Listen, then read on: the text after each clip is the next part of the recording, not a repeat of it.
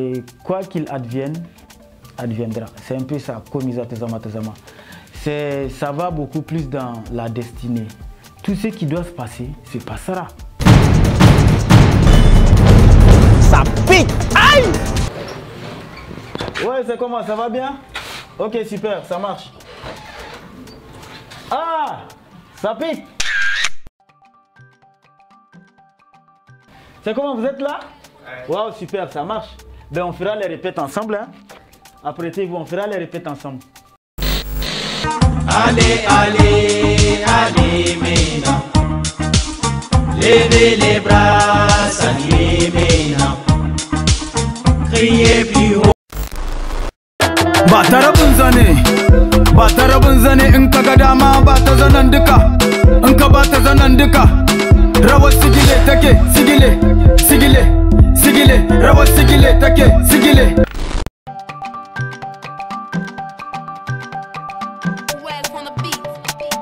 Je dirais tout simplement que la musique a commencé de façon inattendue, c'était pas prévu. On est rentré comme ça dans un premier temps, on voulait juste imiter, on voulait juste faire comme ce qu'on voit à la télé, on voulait faire juste comme nos aînés.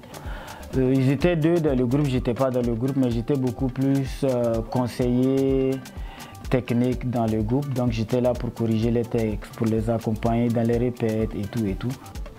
J'apportais beaucoup pour le groupe qu'à un moment ils se sont dit, bon voilà, nous, au lieu que tu sois toujours de côté à jouer le coach, est-ce que c'est pas préférable que tu sois dans le groupe carrément quoi. Donc voilà comment je suis rentré dans le groupe Mama Keyboys. Dans un premier temps, on était avec Salif.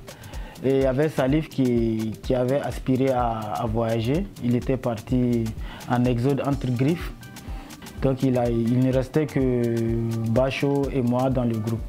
Donc à un moment, on a sorti le premier album avec Bacho, on a sorti le deuxième album avec Bacho, on était sur le troisième album. Et lui-même, c'était pas une séparation. En fait, on était à Niamey, il est retourné dans un premier temps à Dosso. Après, il est retourné carrément à Maradi. Donc le travail était un peu plus pénible, tout ça. Donc c'est de Maradi qu'on a appris son décès. Bon, déjà la carrière solo, il faut le dire, je l'avais déjà anticipé. Bon, j'étais aussi un peu dans l'esprit international. Qu'est-ce que j'appelle l'esprit international? Ça dit même si tu es dans un groupe, ça ne t'empêche pas de faire des sons seuls, des sons solo, des trucs.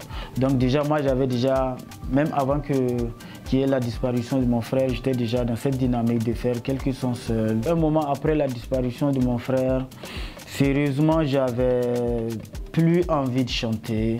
Un moment, j'ai fait 2 ans de pause. Donc cette pause, elle a vraiment joué sur moi. Mais maintenant, l'un dans l'autre, je lance déjà un clin d'œil à Fenobi qui m'a dit « Aziz, tu ne peux pas faire 15 ans et revenir tout jeter comme ça, c'est pas normal. » C'était une génération où les gens, d'abord, nous, on ne savait même pas qu'on gagnait de l'argent dans la musique à notre époque. De 2, c'était un travail de fou qui était en train d'être fait. De 3, en fait, c'était une époque où chaque artiste avait un quartier qu'il devrait défendre, qu'il devrait représenter. Donc du coup, on avait la fougue de sortir le nom du quartier. Pour nous, c'était bosser. On payait pour monter sur scène, au lieu qu'on nous paye. Donc pour nous, c'était de bosser. La musique ne nourrit pas son homme forcément ici au Niger. On parle de musique urbaine. Aujourd'hui, quand tu prends les orchestres, ils vivent pleinement de leur art. Parce qu'ils te jouent du mardi à dimanche. Maintenant, quand tu prends nous les artistes, ceux qui font de la musique urbaine, c'est pas pareil parce qu'il faut forcément attendre un concert. Tu ne peux pas faire 2 concerts par an. Donc forcément, elle ne vit pas de son art. Et le gros problème, c'est qu'au Niger, on n'a pas une industrie musicale. C'est ça qui tue les artistes. Ça dit qu'il n'y a pas de pause. Forcément, il faut que tu sois toujours en train de travailler, toujours en train de chercher l'inspiration, toujours en train de créer. C'est ça qui est plus difficile en fait pour un artiste. Et surtout que l'art, ce n'est pas la fonction publique où on se dit que bon voilà, à telle date, à tel âge, il faut aller en retraite. Ou un Fenobi ou un tel sort des trucs. Ah lui, il est vieux, il doit arrêter. Ah, mais il y a Salif Keita qui chante, qui est aujourd'hui notre grand-père. Barakina, je me rappelle à notre premier album, deuxième vernissage et tout, Barakina a suivi nos pas, pour le dire. Je me rappelle un moment avec le vieux Barakina, le vieux tiré Barakina pour l'amener à nos concerts au centre nigéro-libyen qui est à Gamkale. Donc il a suivi nos pas. Aujourd'hui, il fait la fierté du Niger. Je suis fier de lui. Moi, aujourd'hui, mon dernier concert date de 10 ans ou un peu plus. Et je me lève un matin, je me dis, bon voilà, il faut que je fasse un concert. Donc, pour beaucoup, non, tu n'es pas prêt pour un concert. Pour d'autres, non, tu es prêt pour un concert. Pour d'autres, ça va marcher. Pour d'autres, ça ne va pas marcher. Donc, c'est le cumul de tout ça que j'ai regroupé et j'ai tiré le titre Komiza Tazama Tazama. Komiza Tazama Tazama, Komiza Tazama Tazama.